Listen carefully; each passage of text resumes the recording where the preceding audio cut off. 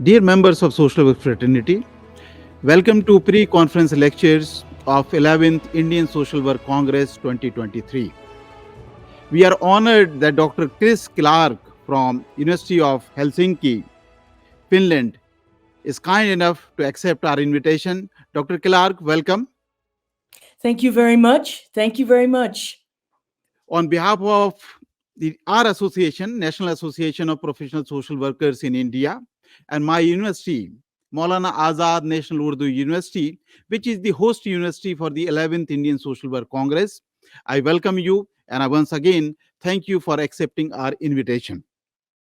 This is Thank you probably very the much. rarest opportunity when we go for these pre-conference lectures, and that too with the scholars of repute who are dealing with critical social work pedagogies. Dear friends, I'm happy to share that Dr. Kris Clarke is, as of now, one of the very few scholars who are working enormously on decolonizing social work.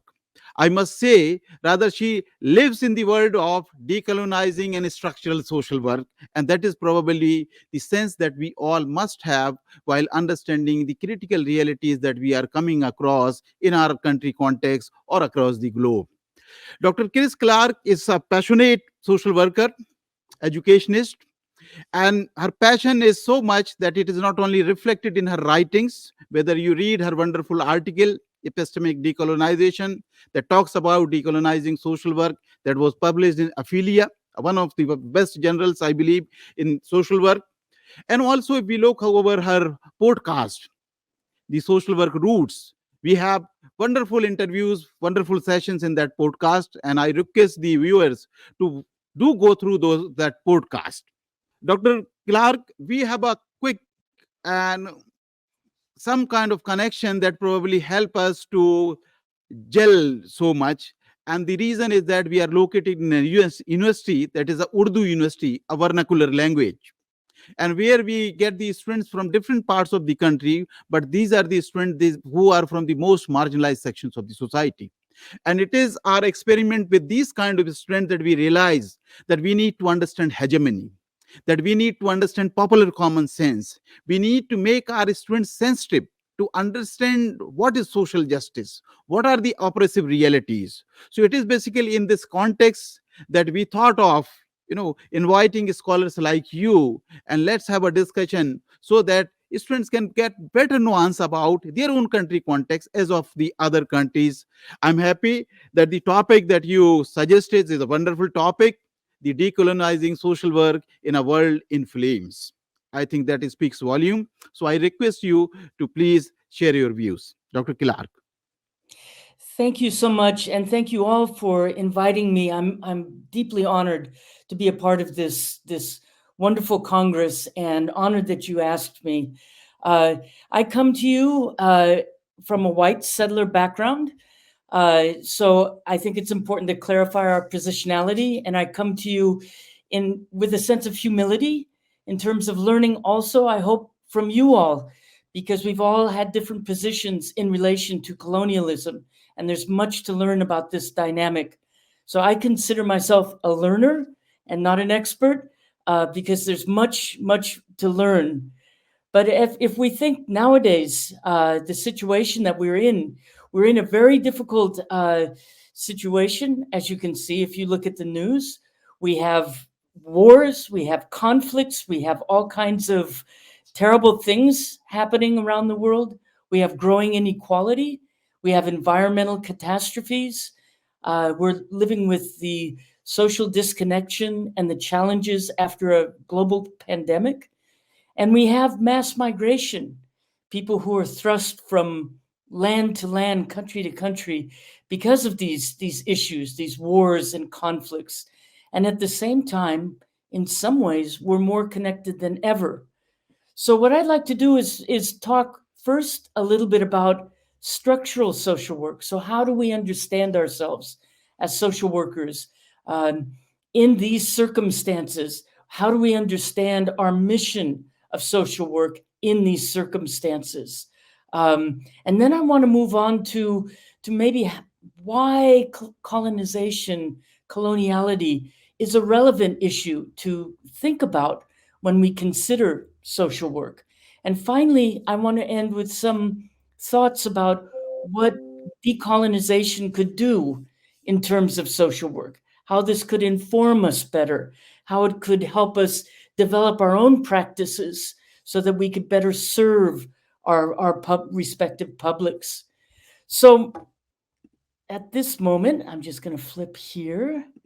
I want to introduce some of the ideas of structural social work, and as my host pointed out, these are really key aspects of social work. So often now we think about social work in terms of a therapeutic relationship, a person-to-person type of service provision, and that is very important.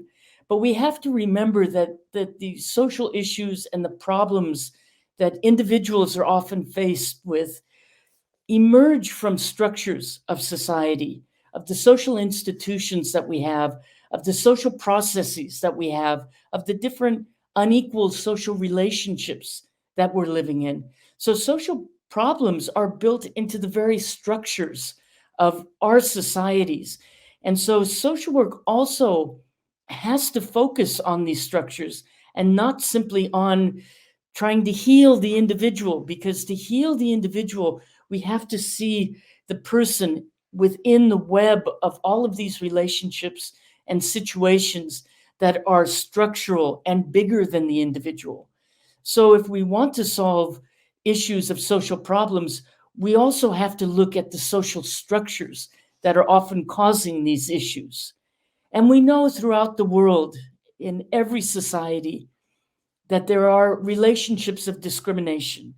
And these can be based on gender, on perceptions of race or ethnic groups, or it can be based on social class or perceptions of ability, all kinds of different ways that we group people.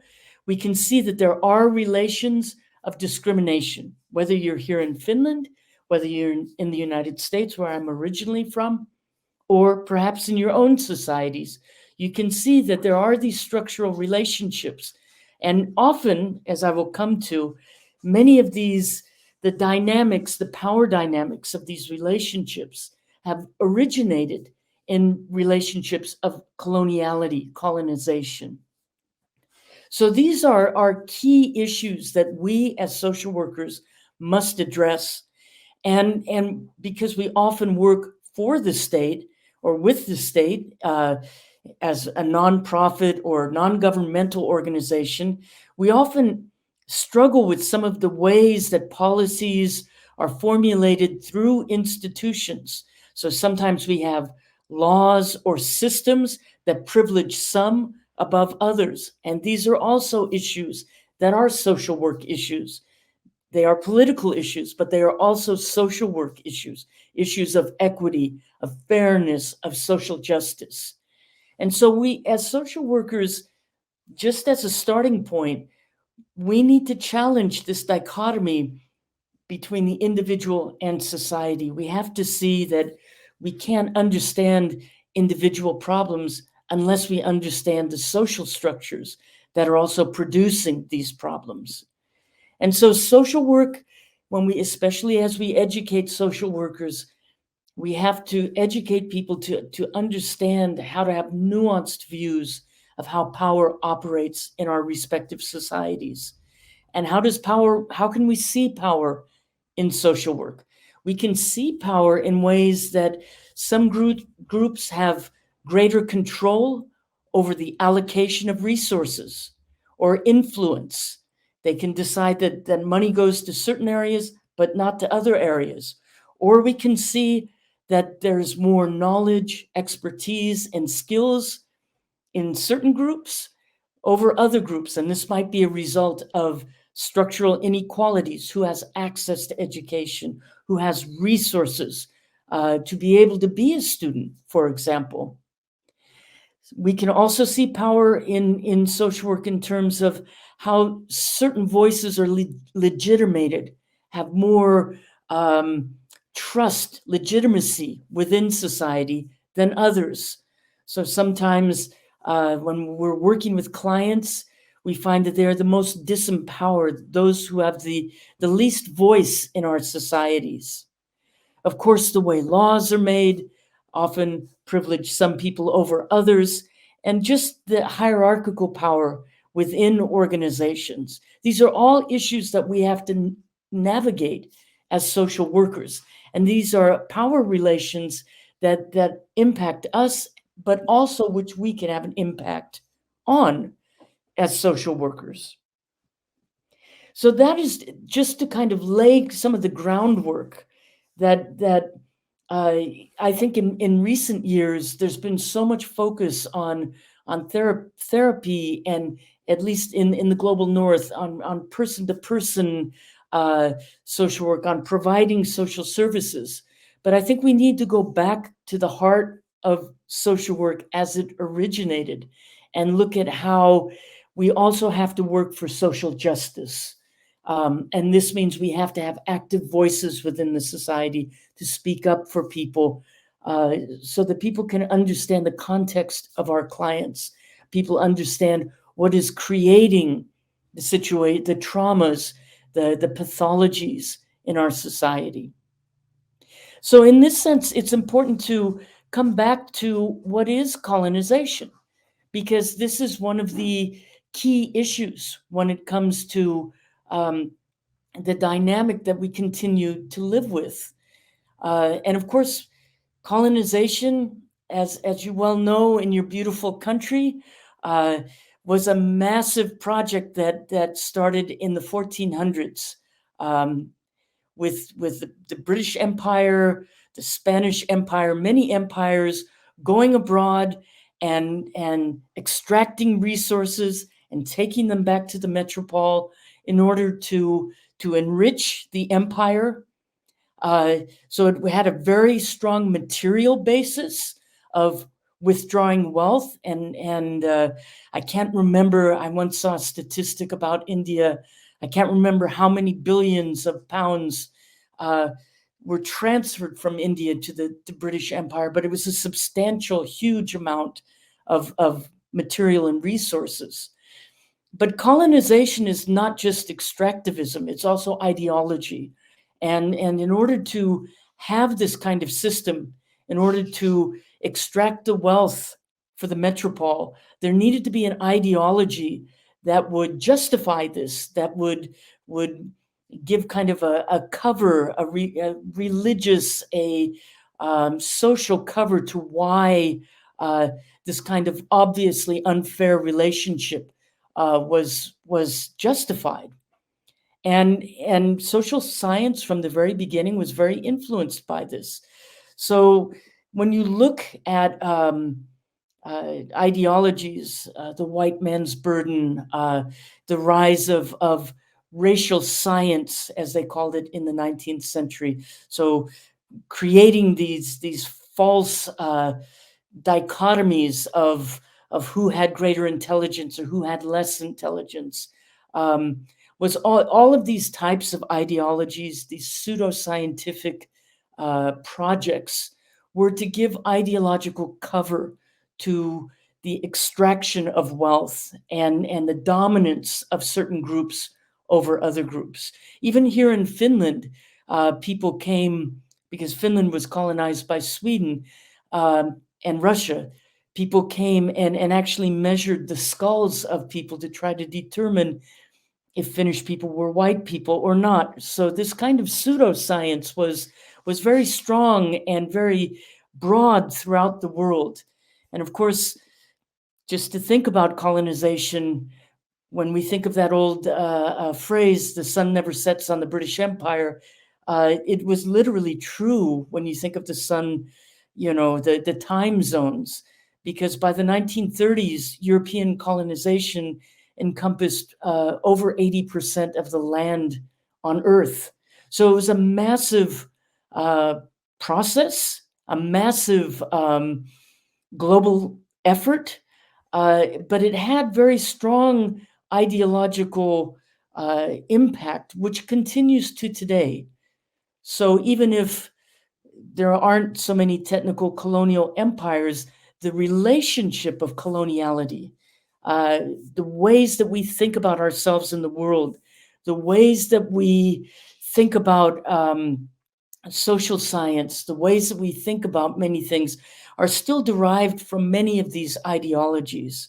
So we can think about, colonial science brought things, like I said, of ideas of race. And of course, we have 99.9% similar DNA around the world. There's phenotype, our skin color, is such a minor distinction among human beings. But if you think of a lot of the legacy of colonial science, it dwelled on these kinds of superficial differences to justify concentrating wealth in certain areas and enhancing this kind of a master-slave relationship through oppressive power relations. And we can see this also in terms of gender. We can see this in terms of focusing on the individual. That it's up to the individual to pull himself or herself up by their bootstraps, and not seeing people in a context. And in terms of social work, we can think about diagnostic practices, seeing people outside of their communities or their contexts, and also this idea of owning research, not that it is a collective and community resource. But that there's power in this coloniality, in this this dynamic, this way of understanding the earth and the world that continues to drive us, I would argue, in this world in flames of conflict. So coloniality is kind of many people have, like De Souza Santos, and there's many writers who've talked about it as the basis of Eurocentric knowledge production. And as I said, settler colonialism has always been based in extractive capitalism. So taking material goods and resources and transferring them to another place. Also land theft. So I grew up on the territories of the Yokuts people, but that was not what I was taught in school. I was taught a very different ideology. I was taught that California had nobody there until white people came. So it justified this idea of land theft, and it reinforced this kind of ideology and instilled in me a way of being in the land and knowing the social system. And so part of my work on myself has been trying to unsettle that, to try to step back and better understand how I've been also imbued with colonial ideologies. But when we think about social work, we have to think a lot about how settler colonialism has played an important role in how social orders have emerged and the way that we've understood knowledge, what is scientific, real knowledge, and what is not. And often you see this dynamic of uplifting Eurocentric knowledge while not regarding indigenous knowledge, local knowledge, as equally worthy. And again, our scientific legacy of colonization has to do with how we work with people in social work. So when we uplift certain types of ways of knowing, it affects how we understand working with people. Because certainly every place in the world, all indigenous people had systems and ways of caring for vulnerable people in society. They didn't need colonizers to come and teach them social work to know how to do this. So part of this idea of decolonization is unsettling this idea. It's also broadening ideas of what social work could be in our specific localities. So I just want to say a few words about decolonizing social work, and then I'll wrap up. So this idea of decolonizing social work, one of the first books came out in 2013, and it was written by Mel Gray, John Coates, and Michael Yellowbird. And I've been privileged to work with Michael Yellowbird. He is an indigenous scholar now based in Canada. And they were the first to really try to understand this concept through the book. And what the book argued is that we focus too much on Eurocentric based practices. And these practices dominate by universalizing our social work education. And this has happened very quickly through this new type of globalization that we have, through relations of neoliberalism, and this attempt to really universalize social work education, so that, when you see curricula sometimes from many countries, you'll see some of the very similar ways of structuring social work curriculum. And they argued that this is not always the best way, because there's many indigenous practices that could inform us as social workers. For example, local cosmologies that might have greater respect for the environment, traditional practices, and doing the work of restoring land claims and embracing indigenous knowledges, working in structural social work to have more equal societies, throwing off that legacy of colonial relationships.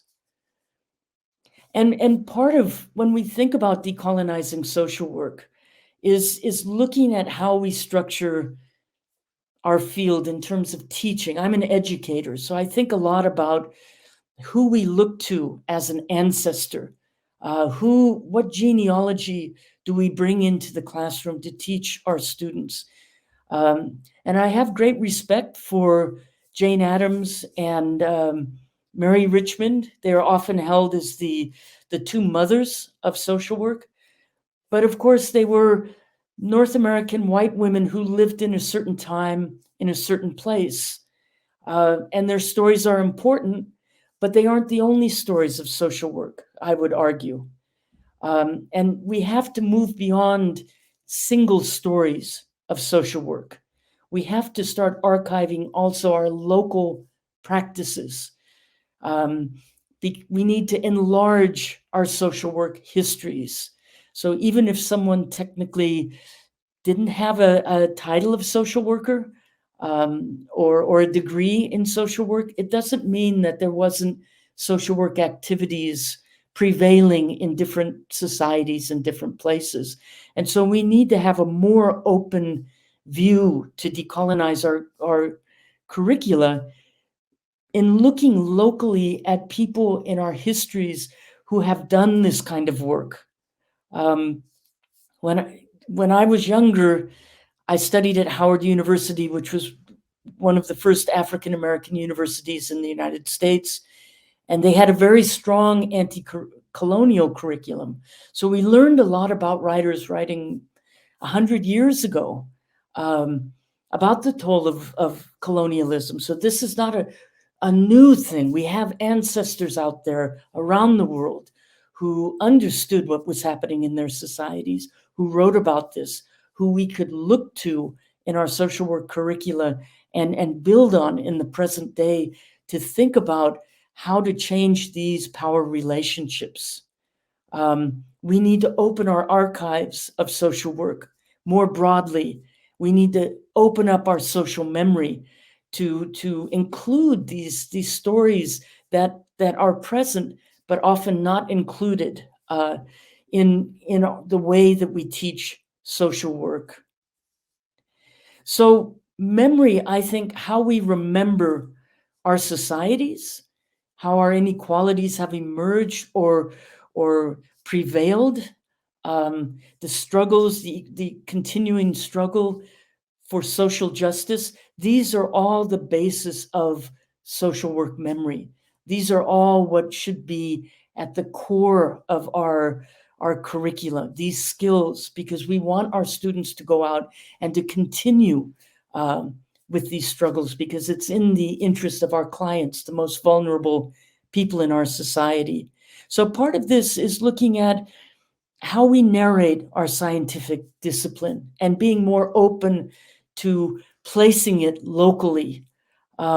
we often think of evolution as seamless and just moving forward, but history is not like that. We often take 2 or 3 steps forward and 1 step back, and there are mistakes and there is success and all of these different things, and we need to have a more complex view of all of the elements that have created our discipline.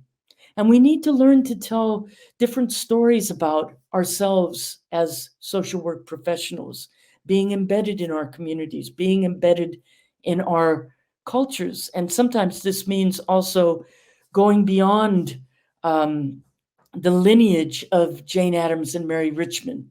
It means also creating a language to capture these complex stories and these unique historical events that are very important in our locations, understanding our social relationships, working with our communities also to co-construct, co-create this story.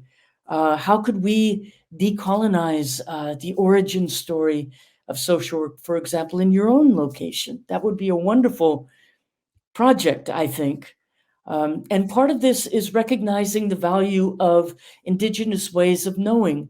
So understanding, of course, that there's a vast body of knowledge that has often been disregarded as not Western, not Eurocentric, not scientific, that there are deep ways of understanding healing, of understanding well-being that are indigenous to different places that we live. Now, for example, in the UK, people talk about social prescription, which means, eating while going out for a walk. And of course, these are all elements of indigenous knowledge, ways that people have always healed themselves, spiritual ways, being in nature ways, communal ways, sharing food together, ceremonies. All of these should be important elements also of our local ways of social work. Also, pluriversality, understanding that there's not a universal way of understanding social work, but we need pluriversal ways, understanding that there's a range of ways of understanding healing and understanding knowledge and what's appropriate in our specific locations.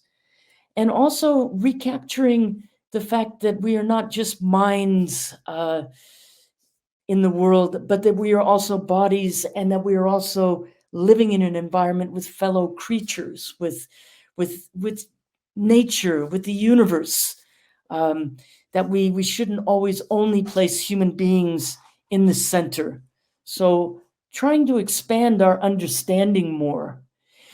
But I have found in my own path, and I consider myself still a learner, that there are important aspects. And one is understanding that this decolonization, as Tuck and Yang said, is not a metaphor. It means action. It means redressing wrongs. It means unlearning the coloniality that has been instilled in us. It means deconstructing the professional imperialism that is instilled in us. And it means that we need to put this at the center of social work.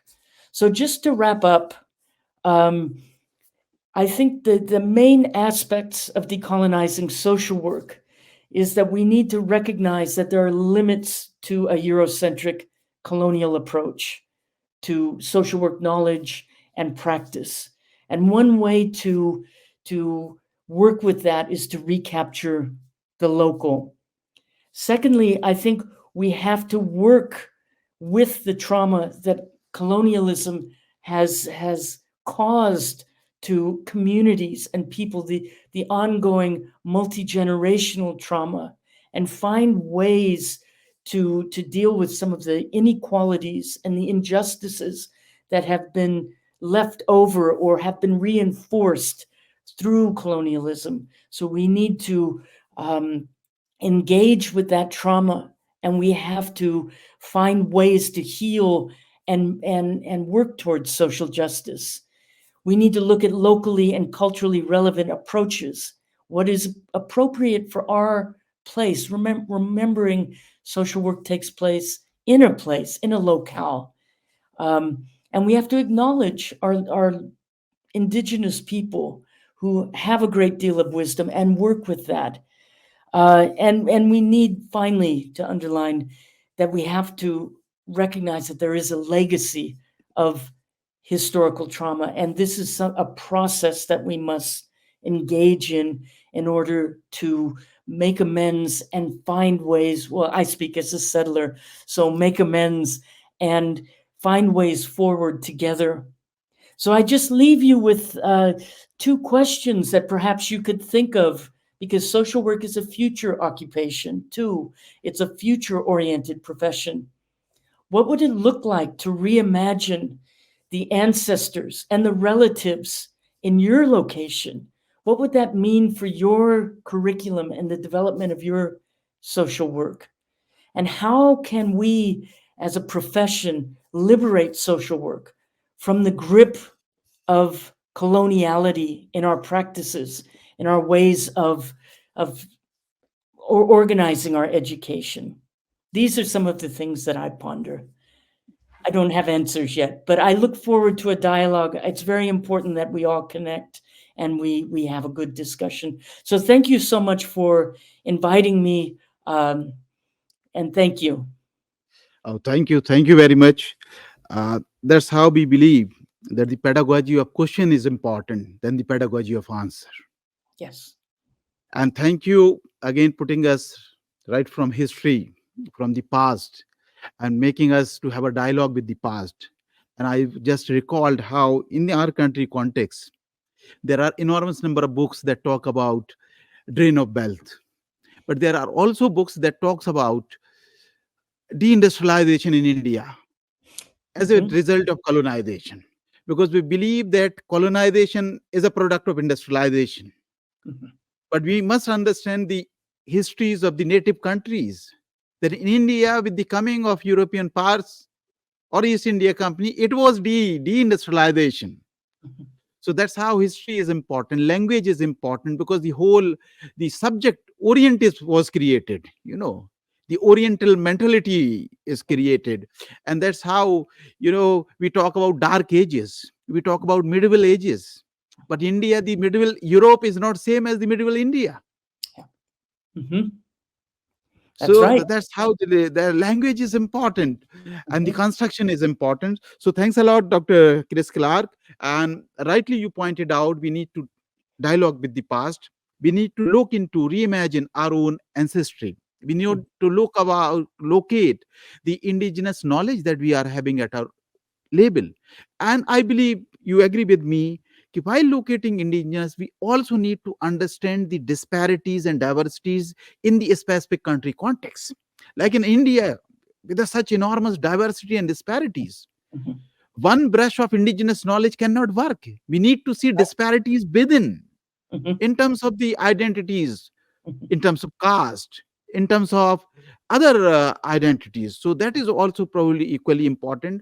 We have tried also to locate some of those, like you said, let's reimagine what can be the history, how we can engage with past and bring it to social work. In our department of social work here at Maulana Azad National Urdu University, we have tried to work on stories, on fiction, and how stories can be a text for social work. Mhm. Mhm. Stories can tell you the Yes. subterranean realities in a country context, and Mhm. those stories can be a text for us. I think you have left us with some questions, and these questions are probably the connecting thread between you and us. We hope to look forward. Thank you once again, Thank and you. soon I'm sure when we will be coming up with your video, conference participants are going to enjoy a lot, and everybody will get some food for thought. And that's how the purpose of this conference. We are organizing this Indian Social Work Congress on the theme revisiting social work pedagogy and practice in India. I think you have provided much food for thought how we should revisit, and particularly important is let's revisit with the lens of leave no one behind, with the lens of decolonization, with the lens of anti-hegemony, with the lens of structural social work. Thanks a lot, Dr. Kris Thank Clarke. you. Soon we will meet sometime else. Thank you very much. Thank you. Real pleasure. Thank you. Thank you.